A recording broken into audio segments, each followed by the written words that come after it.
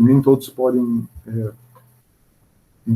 participar das aulas síncronas. Então, a gente pode disponibilizar depois para que essas pessoas vejam o que nós trabalhamos, né? Eu estou percebendo que vocês alguns de vocês precisaram de permissão para entrar, né, na sala. Vocês devem saber que é porque vocês não estão usando o e-mail cadastrado no SIGA. Eu gostaria que vocês atualizassem o e-mail do SIGA, porque também eu estarei enviando informações através de notícias ou de tarefas. Elas estarão sendo postadas no SIGA. E se vocês não estiverem utilizando o e-mail cadastrado no SIGA, vocês podem perder essas informações. Então, eu gostaria que vocês tentassem atualizar esse endereço de correio eletrônico para não serem prejudicados, tá? Porque a Agatha falou que tem um grupo, né? Depois, tá, tudo bem. Aí depois pode postar aqui o link aqui que eu posso cadastrar. Mas tudo bem, posso aqui. Muito bem, então vamos aqui. Vamos ver aqui. Nós temos aqui o planejamento da disciplina, que eu já mostrei na aula passada, algumas orientações básicas, vimos, apresentação da disciplina, né? Eu tenho que atualizar aqui essas datas. Ó. Observe, vocês estão vendo aí o meu site, né? Então, isso aqui foi dado no semestre passado. Então, eu vou alterar essas datas agora, que eu até esqueci de alterá-las aqui. Então, nós vimos até aqui, na aula passada.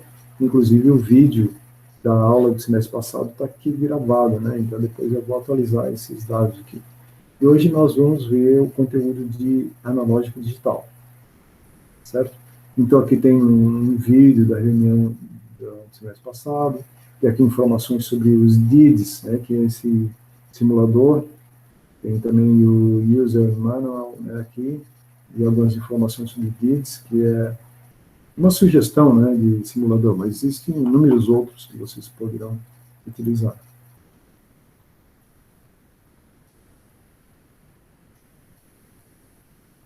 Então, nós vamos ver alguma coisa sobre analógica digital. Eu só gostaria que...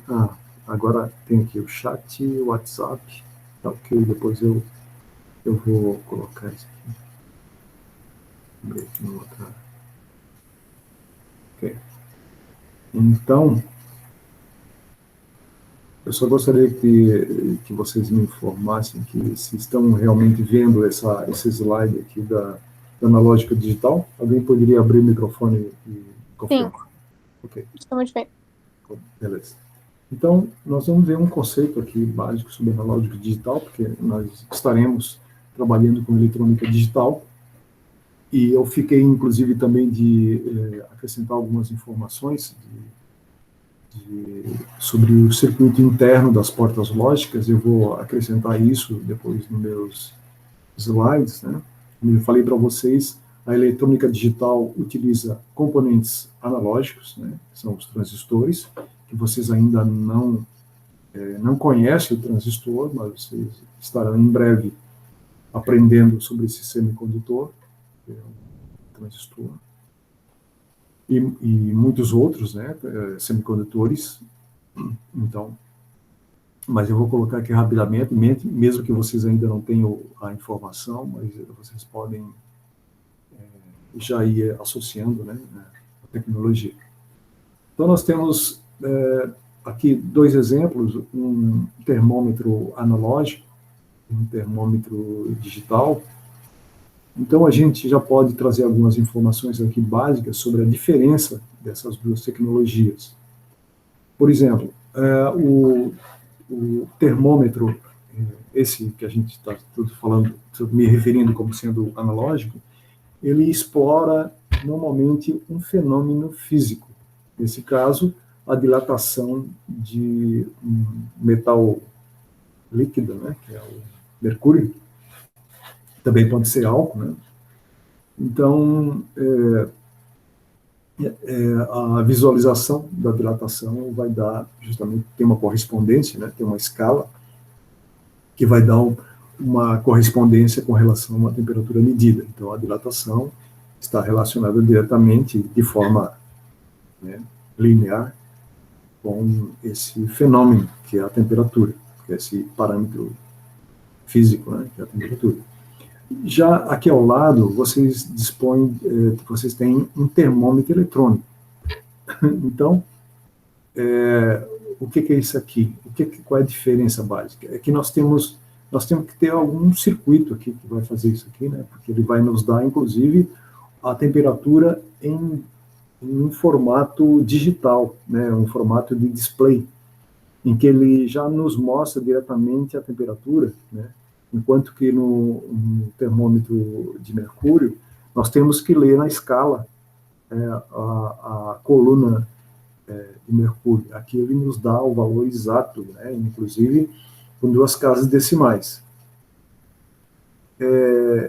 Qual é a diferença aqui, como a gente está tratando, né?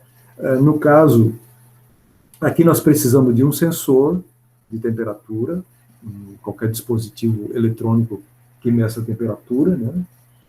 E depois, essa temperatura vai ter que ser convertida através de um circuito, né, informações digitais, né? Então, aqui a complexidade principal está no sensor, né? Qual é o sensor que vai esse sensor precisa traduzir uma temperatura em uma tensão elétrica. Normalmente é assim, né? Os sensores que é utilizado em circuitos digitais, normalmente ele pega um parâmetro físico e transforma em tensão elétrica. É isso que acontece, né?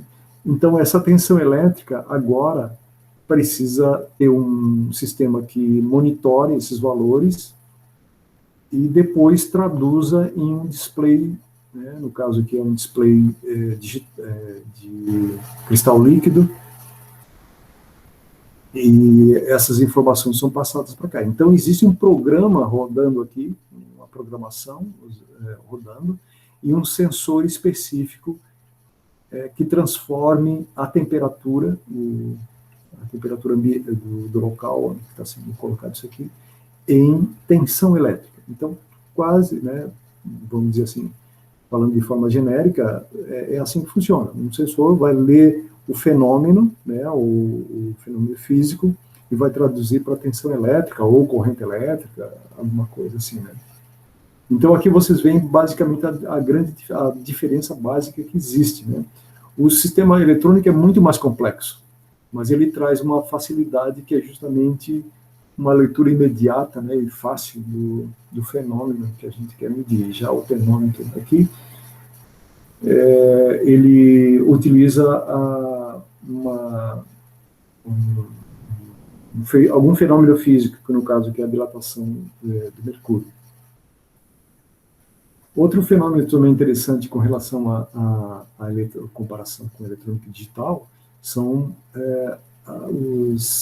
os filmes, né? Os filmes que a gente vê, e inclusive até hoje mesmo os filmes digitais, eles são imagens estáticas. E essas imagens estáticas, quando reproduzidas numa determinada frequência, numa determinada repetição, assim, né? O tempo que passa entre um e outro, o nosso cérebro, né, ou a nossa retina, ela nos dá a impressão de que é um movimento contínuo. Então, isso já é conhecido há muito tempo, né? E então vocês podem ver que essa é uma característica interessante do nosso cérebro, né? E que as imagens aqui poderiam ser ditas que são digitais, né? Porque elas são, como é que se diria? Elas são, me fugiu a palavra agora. Elas não são contínuas, né? A característica do que é analógico é contínua. O mundo real é contínuo.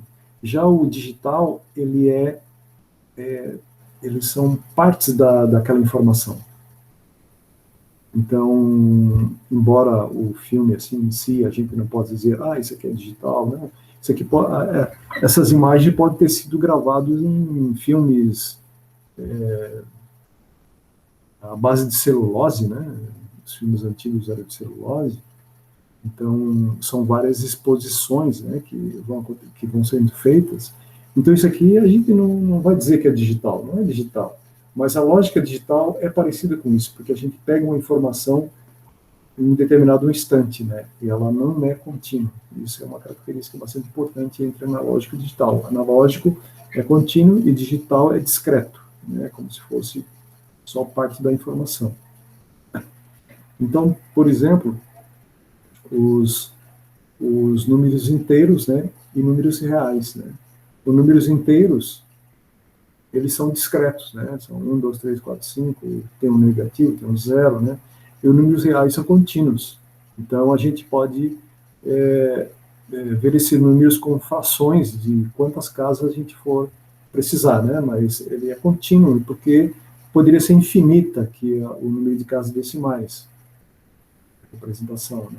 Enquanto que os inteiros são discretos. Então, isso aí é mais assim, uma ideia tentando buscar informações entre o analógico e o digital. O fato da gente ter números inteiros, não existem números entre 2 e 3, mas isso não impede que a gente possa utilizá-los, né, no nosso dia a dia. Eles atendem perfeitamente uma determinada necessidade, uma determinada realidade. Pode ser que em outros casos a gente precise de precisões maiores, né, de informações entre cada algarismo desse aqui.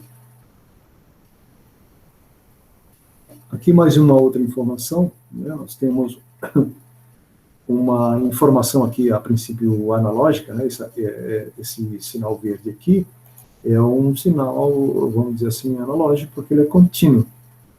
Pode ser um osciloscópio, não sei se vocês já viram ainda um osciloscópio, talvez ainda não, porque vocês estão começando agora o curso.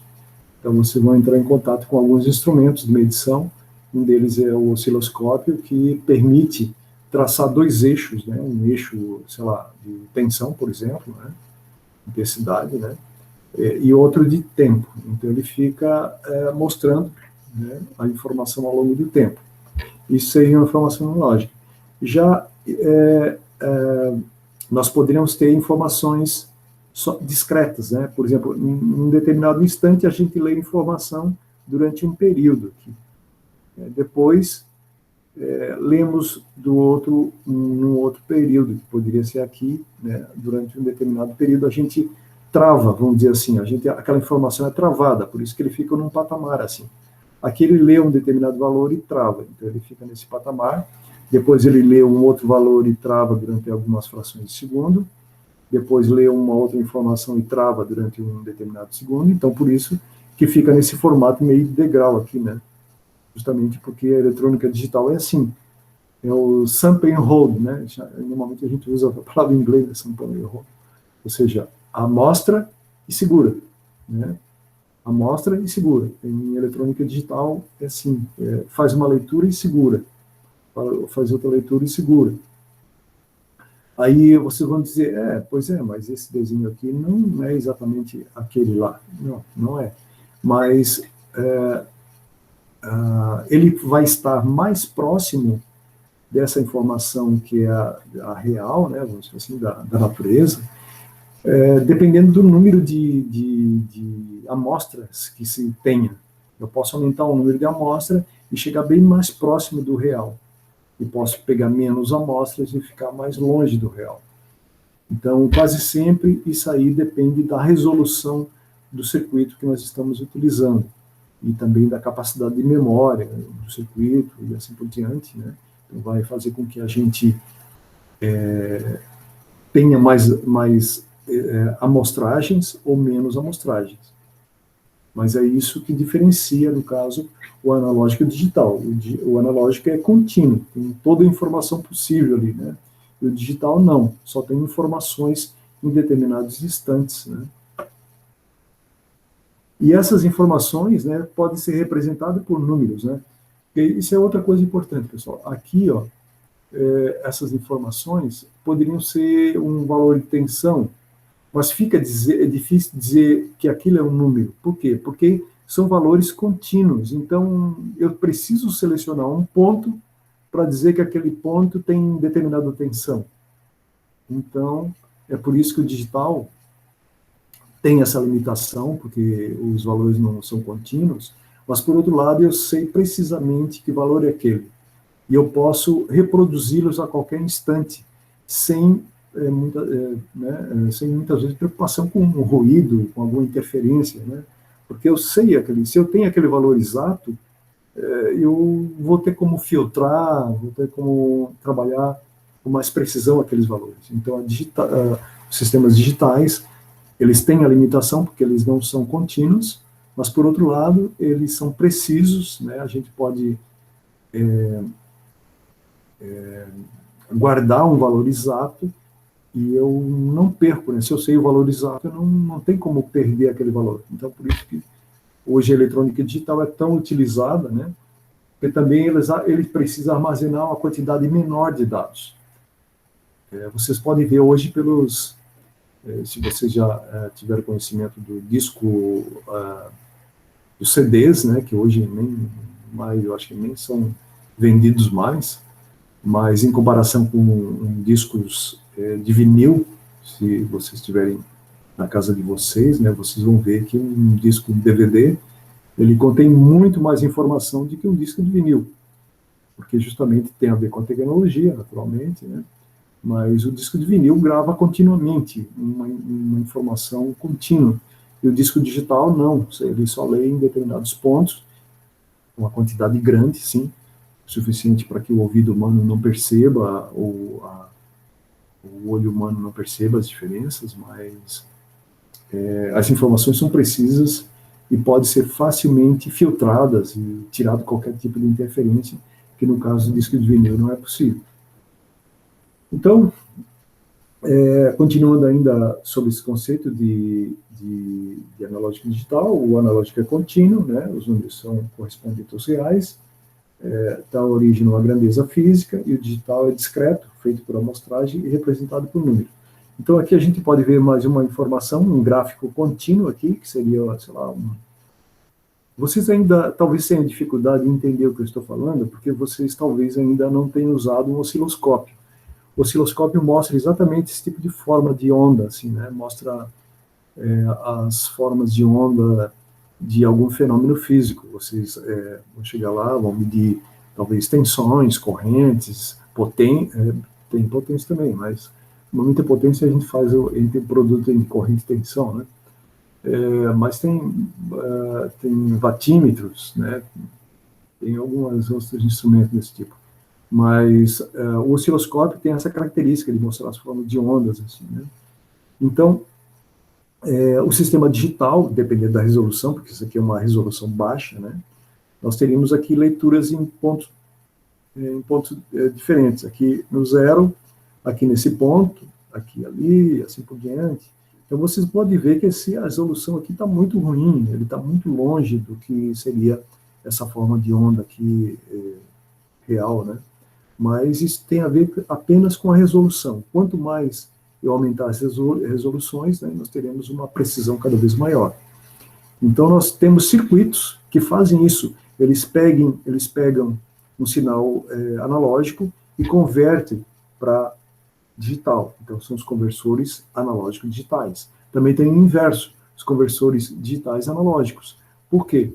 Porque os nossos ouvidos, principalmente, né, eles são analógicos. Então, mesmo que eu tenha informação,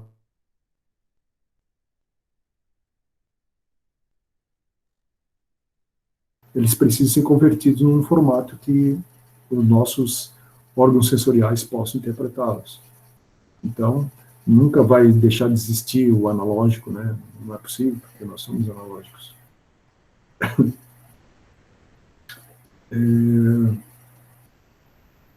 Aqui está mostrando um ponteiro, né? E está mostrando, né? Não mostra pode ser contínua, mas as leituras são sempre parciais, então, isso é só para mostrar para vocês que o digital não é tão longe assim do analógico, que a gente não precisa ter, assim, informações em grande quantidade, basta ter algumas informações, né? Aqui a questão do termômetro também, no caso, a coluna do líquido é proporcional à temperatura, nós já vimos alguma coisa sobre isso. E aqui nós temos um display de 7 segmentos também. 7 segmentos são LEDs, é um conjunto de LEDs. Eu não sei se também vocês sabem o que é um LED, vocês ainda não estudaram semicondutores, vocês vão aprender sobre LEDs quando estudarem semicondutores. Nós temos inúmeros semicondutores proporcionando, né, diversas funções. O LED é simplesmente um semicondutor que se aproveita da emissão da radiação no momento que eles passam de regiões diferentes, dopadas diferentemente. Não vou entrar em detalhes, vocês vão aprender isso. Então o elétron precisa passar de orbitais diferentes, né? Então ele passa de um orbital mais alto para um orbital mais baixo. E para fazer isso ele precisa dissipar essa energia, precisa emitir essa energia. E alguns tipos de materiais emitem energia numa determinada frequência. Nesse caso aqui, nós estamos utilizando materiais que emitem radiações numa frequência do vermelho.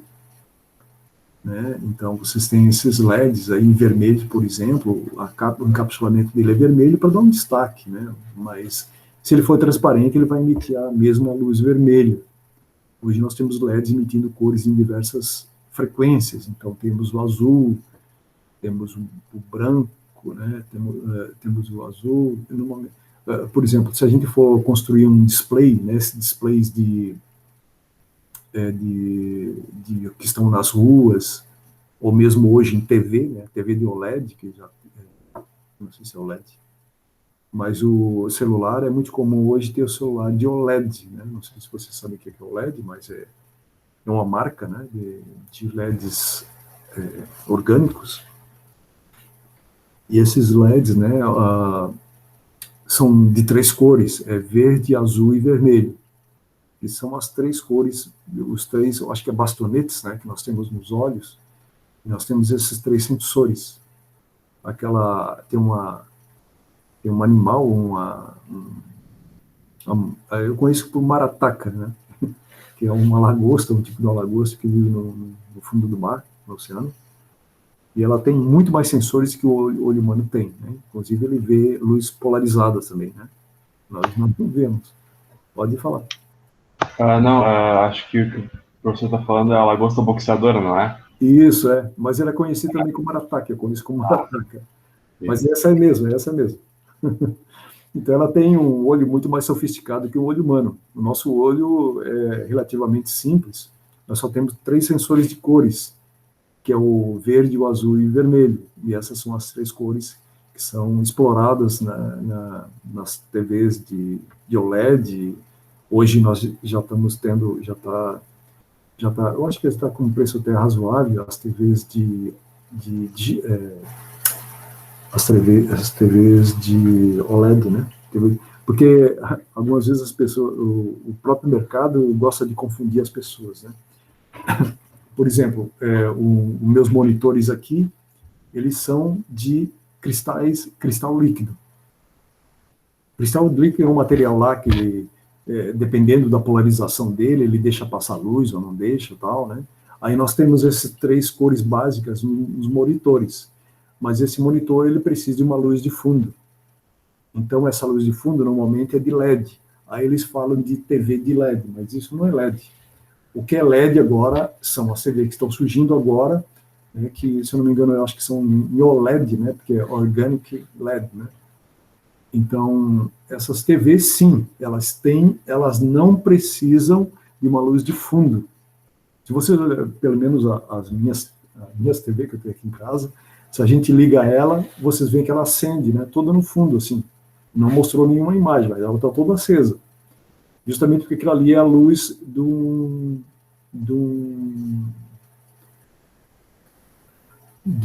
como é que se chama? Ela tem uma placa no fundo e um refletor para jogar a luz para frente, tá? E essa luz ela bate depois no cristal líquido, que dependendo da polarização dela vai me dar uma cor lá diferente, né?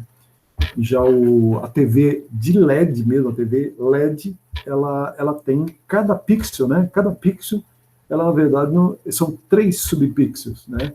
Um com a cor azul, outro com a cor verde e o outro com a cor vermelha. Todos eles são a intensidade desses 3 LEDs, elas vão dar a cor do pixel, né? Que é um negócio muito pequeno. Imagina, um pixel é pequeno. A parte que compõe o pixel, que são 3 subpixels, tem que ser muito menor. E eles são controlados por transistores e capacitores, tá? Depois você vai começar a entender melhor como é que funciona esse circuito, né? Eu não vou trabalhar aqui, porque não é o nosso objetivo, mas... Então, aqui nós temos, como eu estava falando, né? Isso aqui são os LEDs. Isso aqui são LEDs de semicondutores, né? São feitos da areia da praia, né? São semicondutores que a gente tem feito da sílica, que é um componente da areia da praia. Já o LED orgânico, não. O LED orgânico, já outros compostos, né, que pode ser, inclusive, colocado em superfícies flexíveis, né, porque a sílica, ela quebra quando a gente dobra. Já o LED orgânico, não. Então, vamos em frente aqui. Então, aqui mais algumas informações sobre analógico e digital. Então, normalmente a gente vê um relógio desse aqui, ó, ele tem uma interface analógica, do tipo analógica. Esse aqui tem uma interface de forma digital. Mas isso não significa que quem está movimentando esse relógio seja um circuito digital. Tá? Nós podemos ter um circuito digital aqui atrás com uma interface analógica. Né? O que é uma interface analógica? Uma interface contínua, a gente está vendo esses ponteiros circulando aqui continuamente, então é uma interface analógica. Mas o que está movimentando a máquina do relógio pode ser digital? Pode. Né? Porque isso é possível. Da mesma forma aqui. Né? Bem que aqui já é difícil ser... Poderia ser um sistema analógico atrás? Pode também. Embora não seja comum. Nós poderíamos ter uma máquina analógica e aqui o circuito digital. Poderia. Né? Não é comum. Né? Não conheço esse tipo de coisa. Normalmente, quando o relógio é digital, a máquina também é digital. Certo? Mas é basicamente essa ideia que estou querendo passar aqui. Ó. Analógica é contínuo, né? Tem origem numa grandeza física, e o digital é discreto e é representado por números. Esse relógio aqui, ó, eu me lembro que quando eu fiz um concurso na Telesc, eu não sei se vocês provavelmente não conhecem, mas se perguntar para o pai de vocês, talvez ele conheça. Eu comecei a trabalhar na Telesc e eu me impressionava com esse relógio lá, né, da Telesc. Tinha lá, eu trabalhava ali em Itacorubi, e tinha esses relógios. Né? Esse relógio aqui, ó, ele é digital, né? A gente, é por dígitos, ele está mostrando números, mas aí o sistema dele é analógico. Então, é muito interessante. Eu sempre fui impressionado por máquinas, né? Então, eu me lembro de ter chegado, assim, começado a trabalhar, meu primeiro emprego. Então, eu via esse relógio e ficava impressionado. Eu sempre me impressionou a máquina. E, então, ele caía, aqui está aparecendo, ó, caindo uma pecinha dessa aqui, né?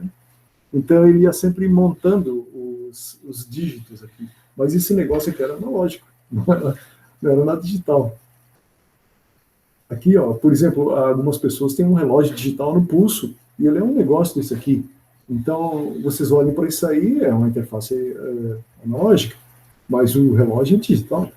Então, é interessante sempre diferenciar essa questão, né? Da máquina, né, e da interface do usuário, que pode ser diferente. Aqui nós temos um relógio mecânico, né? Então, um sistema analógico, uma mola lá que vai soltando e vai pressionando um sistema de balancins, né? E fica contando o tempo, né?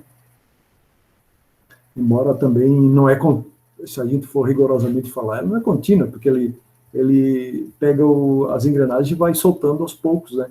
Então, mas eu acho que não seria digital, né? Seria mais para analógico isso aqui. Por exemplo, sistemas digitais, aqui nós temos alguns, aqui é o analógico, é o long play, né, LP, que vocês talvez aí encontrem nas prateleiras dos pais, das avós, dos avós de vocês, esse sistema, né, que basicamente é uma agulha, né, que circula num sulco. E aí, na agulha, nós temos um transdutor. Isso aí vocês vão ouvir muito a palavra transdutor, porque tem um material chamado cristal piezoelétrico, piezoelétrico, né? Então, são alguns materiais que, quando sofrem uma pressão, uma determinada pressão mecânica, ele reproduz em algumas extremidades, algumas arestas, ou faces, né? Produz uma diferença de potencial. Então, essas agulhas, não as primeiras, né, lá do Thomas Alva Edison, lá, mas os discos que os pais de vocês ou avós de vocês utilizavam, né, ele usava um cristal piezoelétrico que traduz. Então, a agulha ia circulando no sulco, né, e o sulco tinha saliências e depressões, né, assim como a mola a suspensão de um carro, né, dependendo da regularidade do piso, ele vai sofrendo pressões. Então, esses movimentos da irregularidade do sulco do disco faz com que esse cristal piezoelétrico tenha uma correspondente variação da pressão, né? Então, ele vai ter uma correspondente geração de tensão elétrica. E essa tensão elétrica, naturalmente, ela tinha que ser traduzida depois por algum circuito, amplificada, filtrada, né? Aí reproduzia o som do disco, né? Porque originalmente o Thomas Alva Edison, a equipe dele, né, ele basicamente se baseou num princípio de que o mecanismo assim, inicial, né, foi que uma pessoa falava, por exemplo, em cima de uma membrana, e essa membrana tinha uma ponta lá, né? Então essa pessoa falava, percebia que as cordas vocais, o movimento da voz das pessoas movimentava o diafragma. Então esse diafragma pressionava uma superfície de cera, né? Porque tinha um cilindro lá girando aqui, uma manivelazinha aqui do lado, né? Então é um sistema bem complicado. Mas ele aí ia falando e aquele pino pressionava mais profundamente ou menos profundamente, dependendo do que a pessoa estava pronunciando ali. Depois ele botava, né, depois de ter feito isso, né, de uma maneira bem primitiva, se a gente botasse esse diafragma novamente ali e girasse a manivela, ele reproduziria o som. Se vocês ainda tiverem um disco desse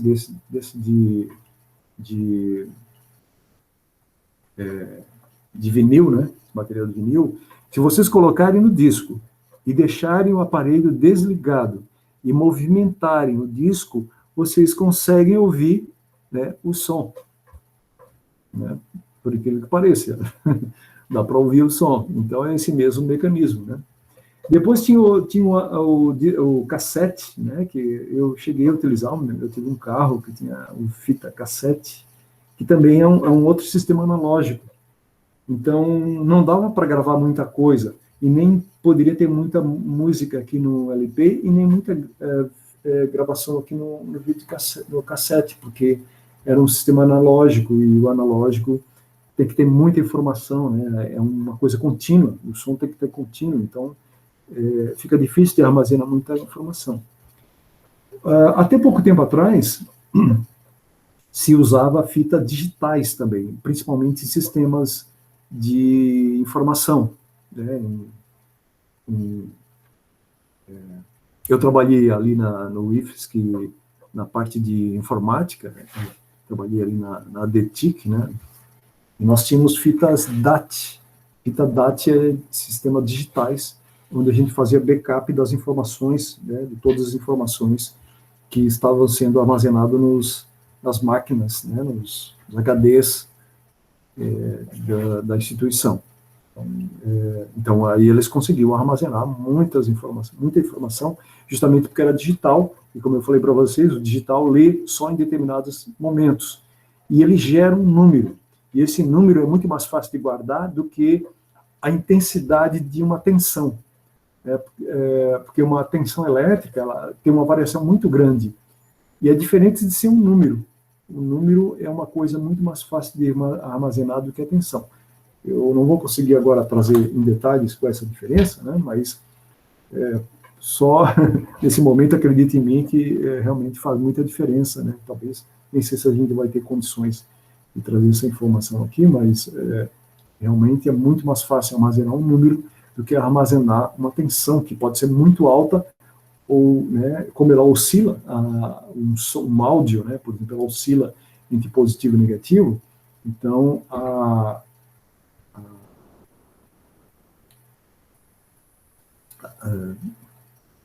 me fugiu a palavra. A extensão, assim, os valores são muito mais amplos, né, do que simplesmente um número. Aqui nós temos, aqui nessa imagem aqui, não sei se vocês estão vendo meu mouse, né, mas nós temos também informações que são gravadas de forma digital, mas nas mídias que a gente chamou de CD, DVD e Blu-ray, né. Eu acho que hoje, mais nada é produzido, né, mas eu tenho alguns filmes em CD, DVD, acho que até Blu-ray eu tenho alguma coisa, né. Então, tinha um sinal óptico, né, que lia a superfície. Então, dependendo se era uma saliência ou uma depressão, essa informação eram diferentes, né, e poderiam ser traduzidas também, da mesma forma que o disco vinil também pode ser traduzido pelo sinal gerado pelo cristal piezoelétrico. Atualmente, nós estamos utilizando alguma coisa desse tipo, né, que é o pendrive, que são células de material semicondutor, né, e onde as informações são gravadas e acessadas rapidamente. Como é que está o nosso tempo aqui? Aqui está uma imagem, né, de uma agulha e o sulco, né, uma coisa louca ali e tal. Isso aí, é o analógico, né. Aqui tem uma outra imagem também da estrutura do sulco, e nesse caso aqui, ele pode ser até, inclusive, o canal esquerdo e o canal direito, né, porque as informações estão nas laterais. E aqui nós temos, prosseguindo na informação, nós tínhamos depois, passou a ser, os discos passaram a ser flexíveis, né, o disco que até recentemente, eu não sei se vocês pegaram, computadores, né, com esse disquete aqui, e depois os HDs, ainda hoje muita gente utiliza HD desse tipo, que é eletromecânico, né, as informações são gravadas magneticamente na superfície do disco, e atualmente nós temos o SSD, que é semicondutor, né, as informações são gravadas como se fosse um pendrive. Então, o acesso à informação é muito mais rápido, porque basta ter as coordenadas da informação que está armazenada aqui numa matriz que armazena bits, né, bits é 0 e 1, e aqui já é um HD convencional, gravado eletromagneticamente, então esse disco está sempre girando. Então, nós temos várias coordenadas aqui. Primeiro porque tem mais de um disco aqui. Normalmente estão pelo menos 2 discos aqui. E eles têm informações em ambas as superfícies, em cima e embaixo. Então, tem uma cabeça, né, uma cabeça desse tipo aqui, que lê, então o disco está girando, e essa cabeça precisa acessar a trilha, né, para dentro ou para fora, e ainda o disco precisa girar para localizar o dado. Certo? Então, tem bastante coordenada aqui para ser armazenado, né? E ainda depende da velocidade do disco. E esse aqui não, é praticamente instantâneo. Ele só dá a coordenada, ele já identifica qual a célula, e lê na célula se é 0 ou 1. E é essa informação que ele vai ler, né? Porque nós estamos trabalhando com eletrônica digital, é 0 ou 1, a base 2. Que mais aqui? Razões para a migração da tecnologia analógica para digital. Facilidade em manipular os dados, porque eles são números, né? facilidade em filtrar ruídos, porque eles são números, reprodução em um número limitado, sem deterioração das informações, porque é um número, eu posso, inclusive, saber somar todos os números, ter formas de identificar se houve uma alteração ali, uma corrupção dos dados, né? Facilidade em compactar, justamente porque é um número, né? E hardware se confunde com software, né? Por incrível que pareça, nós temos o hardware, ele se confunde com software. Nós podemos ter camadas que é de hardware e camadas que são de software. Eu não vou entrar em detalhes aqui, porque senão eu ia perder muito tempo para falar isso para vocês. Aqui tem outra informação, que é a TV de tubos de raios catódicos, a TV de tubos de raios catódicos, vocês devem ter conhecido em algum momento, talvez. Nós temos três filamentos, né, que são acelerados na direção da tela, são as três cores, né, verde, azul e vermelho, como eu falei para vocês, as três cores básicas, e cada um deles tem um sensor específico no nosso olho. Então, esses elétrons são acelerados nessa direção, e quando ele colide com uma estrutura dessa aqui, com fósforo desse tipo com esse tipo de cor, né, tem três tipos de fósforos. Então, os elétrons colidindo com aquele fósforo daquela cor, ele vai acender mais ou menos, dependendo da aceleração do elétron, e esses elétrons teriam que varrer de cima até embaixo. Então, a tela ia ser montada por linhas, né? Chegava lá embaixo, apagava, voltava lá em cima. Então, para quem já viu esse tipo de TV, de monitor, ia ver que eles são todos de forma de linhas, assim, né? Algumas vezes a gente vê em filme mais antigo, assim, mostra uma cena de alguma coisa antiga, a gente vê eles tentam muitas vezes mostrar alguma coisa assim nesse sentido, não sei se você já tiver a oportunidade. E, claro, naturalmente, o volume do monitor era enorme, né, justamente porque ele precisava desse espaço para acelerar o raio, né. Aqui nós já temos uma matriz digital. Esse aqui já é um monitor digital mesmo, né, ou seja, cada LEDzinho disso aqui, ó, é um pixel, ou subpixel, aqui não está muito claro, uma imagem aqui meio... Né, mas, na verdade, são três, tem que ter três aqui, um verde, um da cor verde, um da cor azul, outro da cor vermelha, né, mas eu acho que quis mostrar de uma forma mais genérica aqui, mas aí, cada LEDzinho daquele vai acender mais intensamente ou menos intensamente, e justamente essa combinação de intensidade é que vai dar cor, né, daquele pixel. Então, limitações das técnicas digitais. O principal é que o mundo é analógico, sim, né? Os próprios circuitos digitais são formados por circuito analógico, né, por incrível que pareça. São transistores, né, e os transistores são analógicos, né?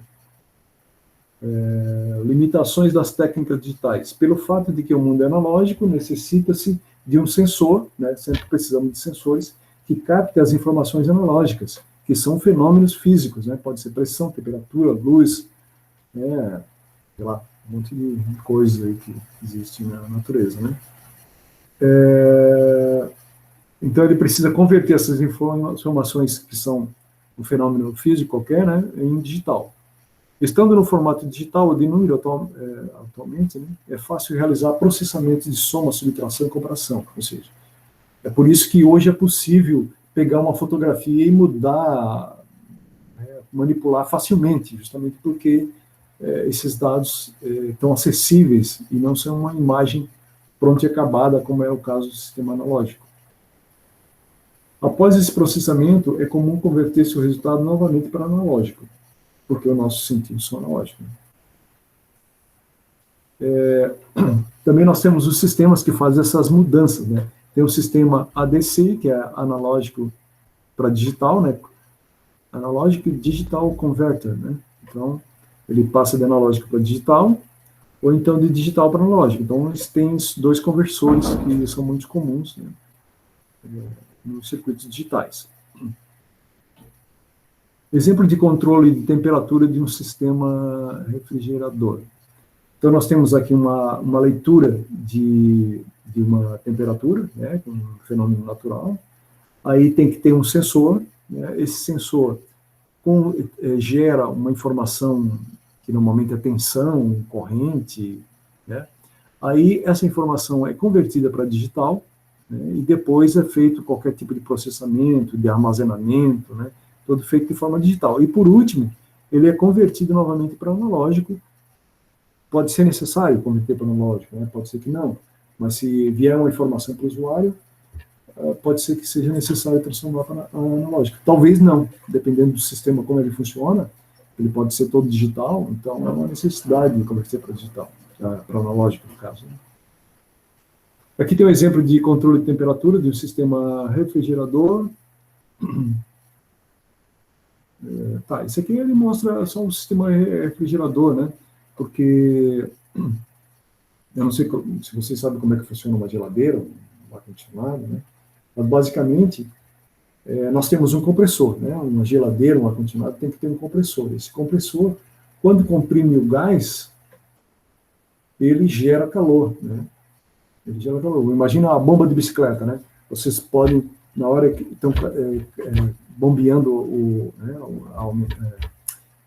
enchendo o pneu da bicicleta, vocês vão ver que a bomba esquenta, né? Justamente porque nós estamos comprimindo e está gerando calor. Então, esse calor, normalmente, é dissipado em algum momento. Na geladeira, ele é dissipado na parte de trás, né? Aí ele joga o calor para fora, né? E depois, quando ele chegar lá no congelador, ele expande o gás. Aí o gás, para expandir, precisa de calor. Então, o que ele faz? Ele retira o calor de dentro da geladeira. E o mesmo processo é o processo do ar-condicionado. Então, aqui é um sistema completamente analógico. Né? Mas, então, aqui tem um sistema aqui, né? Aqui é um sistema bem comum, assim, analógico. Aqui está o compressor e tal, né?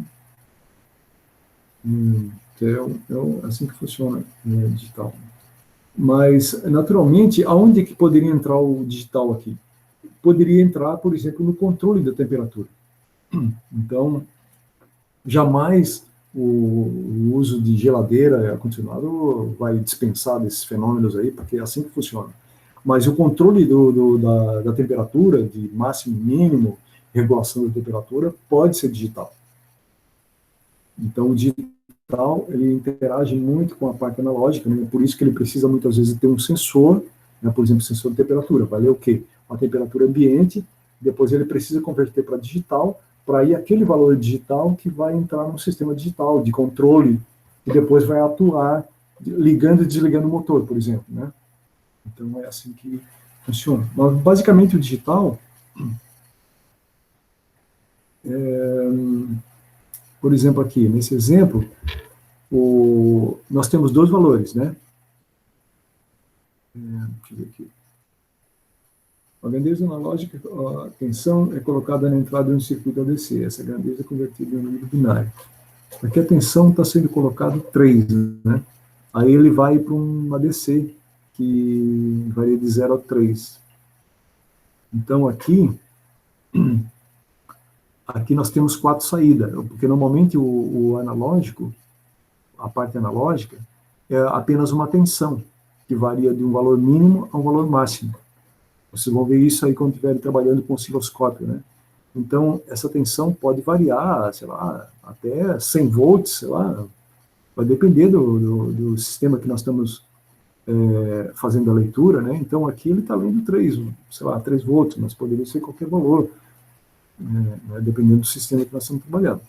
E aí ele vai ser colocado esse valor dentro de um conversor ADC, e esse conversor ADC tem uma resolução de números digitais. Nesse caso aqui, ele tem apenas 4 algarismos digitais, né? 4 já dá para fazer bastante coisa. Né? Então, por exemplo, essa saída aqui, que vai ser digital, ela vai ser 0 ou 1, ou 0 e 5, né? O que a gente chama de padrão TTL é 0 ou 5. Então, se for 0 ou próximo de 0, tem uma faixa que é permitido, né? Ele considera 0. Quando ele está próximo da faixa de 5, que também tem uma faixa ali que permite alguma variação, ele considera 1. Então, ele sempre trabalha com valores 0 ou 1, que é justamente a saída aqui, porque esse conversor justamente faz isso. Vamos supor que aqui fosse 30 volts. Então, 30 volts, ele vai ter que traduzir esse 30 aqui em 4 números. Tá? Por exemplo, aqui, ó, tem 3 volts, tá? Então, 3 volts, ele traduziu para 1 em 1, né? Porque 5 e 5 corresponderia a 1, 1 em 1. E em digital, depois a gente vai estudar as bases binárias, né? 1 em 1 é 3, né? Não se assustem, eu vou mostrar isso aí para vocês, tá? É só para mostrar como, rapidamente aqui, né? A gente não tem muito tempo, está quase na hora de a gente terminar a nossa aula, mas eu vou mostrar aí para vocês. Então, então nós vamos ter informações de saídas, informações de entrada e informação de saída, tá? Então, a tabela da verdade é uma coisa que a gente sempre vai trabalhar, mas eu não acho que isso aqui vai esclarecer alguma coisa para vocês, tá? Mas eu vou mostrar para vocês depois, com detalhes, como é que a gente vai fazer isso.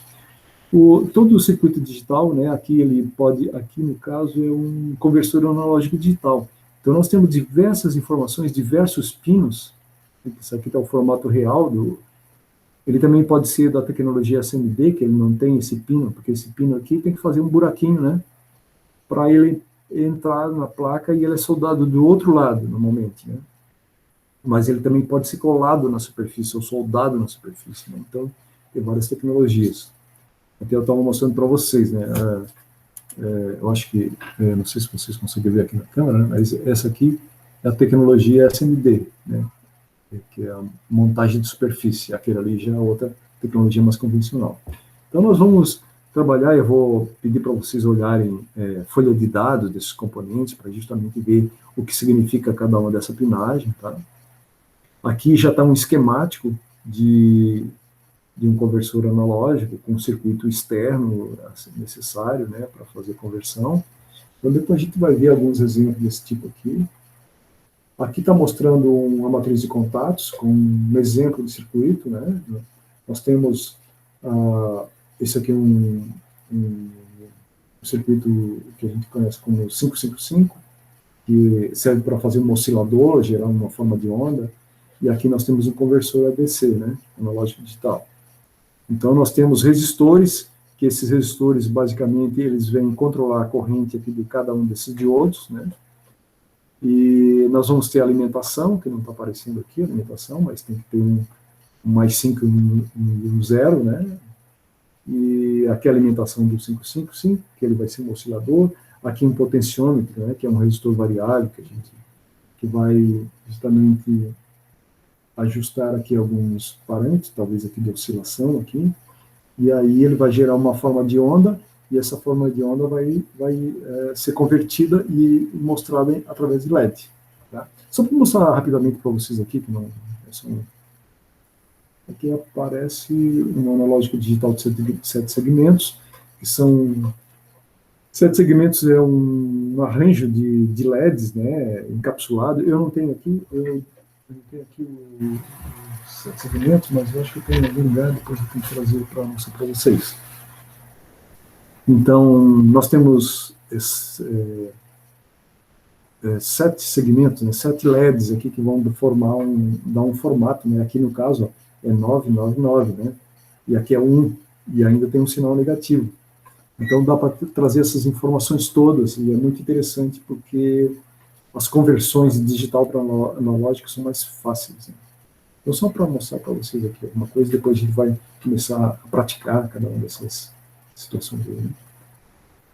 Então, eu já falei a digitalização, né? Também é a questão da conversão do analógico para o digital. Então, nós temos vários exemplos aí, você pode depois dar uma olhada. Depois vamos pegar o fenômeno físico e traduzir para binário, né? Aqui nós temos as resoluções, 10 bits permitem que a gente tenha um determinado número de valores. Então, se a gente quiser atender uma dimensão maior de valores, a gente tem que aumentar o número de bits, né? Que depois vocês vão entender isso aqui na hora que a gente começar a estudar base binária, né, para poder fazer essa resolução. Aqui tem um exemplo, né, de aqui uma curva estatística, né? Uma curva. Então, nós temos aqui a parte que seria analógica, com todos os pontos representados, e as partes digitais, né? Que nós estaríamos representando. Ou seja, no caso aqui é colesterol, né? Tem as medidas aqui, e nós teríamos aqui uma linha que seria a média, ou eu não sei que representação é essa, mas é uma distribuição aqui, né, de valores, quantidade que mais frequente, né? Tem umas curvas estatísticas que vocês devem estudar em algum momento aí, a parte estatística, né, da representação, comparando a parte analógica com digital, né? Deixa eu ver aqui. São as taxas de amostragem aqui que eu falo.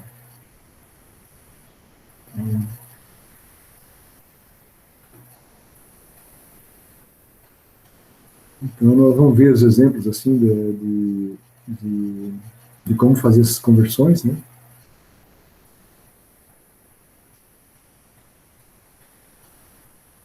E sempre essas taxas de amostragem são importantes para se fazer, para ter a resolução mais adequada. A gente vai ver isso aí. Então, isso aqui é só para mostrar para vocês rapidamente, né? São muito importantes os sensores, que a gente vai ver, né, ao longo do curso de vocês, a importância dos sensores. Aqui tem um exemplo de circuito, simular um circuito analógico e digital. Isso aqui a gente pode depois, em algum momento, fazer essa simulação, porque eu acho que agora é muito cedo para a gente fazer isso. E depois a gente vê a base, a gente pode voltar aqui para fazer simular esse circuito aqui. Depois a gente pode voltar aqui para trazer mais informação. E vocês vão precisar de bastante informação para entender melhor aqui o exemplo de componentes que a gente utiliza, né? O potenciômetro, que é esse resistor variável, isso aqui é um resistor fixo, isso aqui é um conversor analógico digital, isso aqui é um capacitor, isso aqui é o LED e a matriz de contatos. Então, de forma resumida, a natureza contínua e analógica, os sentidos humanos toleram leituras parciais da realidade, sinais digitais são uma amostragem da realidade e pode ser representado por números. Por serem números, ficam mais fáceis de ser armazenados, copiados, manipulados e corrigidos. Então, vamos ver, na nossa próxima aula, nós já vamos ver as bases numéricas, né? E aí vocês vão começar a entender como é que se faz essa relação de base decimal com a base binária, porque nós pensamos no formato da base decimal, né? E já o sistema digital trabalha com base binária. Então, nós precisamos entender essa mudança de bases que é necessário para que a gente possa montar um circuito desse, né? Então, a gente vai começar na próxima aula sobre sistema de numeração e depois, em seguida, a gente já vai começar a trabalhar com portas lógicas, né? Então, vamos ver algumas portas lógicas, depois vamos ver alguns circuitos lógicos combinacionais, né? E depois vamos trabalhar em cima das minimizações que é necessário, né? Então, eu vou mostrar para vocês por que é necessário minimizar. Depois a gente já vai aqui, ó, começar com codificadores, né? Que aí tem a ver com aquele exemplo genérico ali que a gente mostrou ali rapidamente para vocês, né? E tem circuitos aritméticos, né? Multiplexador e demultiplexadores, flip-flop, que é a parte de memória, né? Que hoje é utilizado nas memórias principais dos computadores. E depois podemos pegar algum circuito específico aí para a gente entender o funcionamento, né, como aquele exemplo ali que eu falei para vocês, né? Certo? E à medida que a gente for trabalhando, a gente vai dando tarefa para vocês, ou seja, para vocês montarem um circuito no DITS. Eu vou sugerir que a gente trabalhe nesse espaço que nós temos aqui, e aí vocês podem ir montando e mostrando o que está acontecendo, e vendo as dúvidas, né?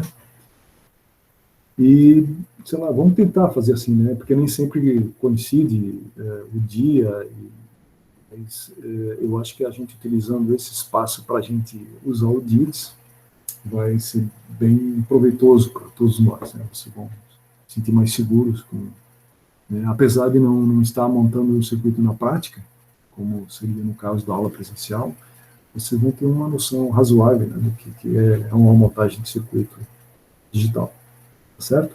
Essa é uma eletrônica, a eletrônica 1, digital 1, né? Provavelmente vocês podem ter um outro tipo de eletrônica, não sei, aí eu não olhei o programa de vocês, mas com certeza vocês vão ver a eletrônica analógica também, né, que vai complementar esse conhecimento, e muitas outras, né, outras disciplinas que compõem o curso todo de vocês.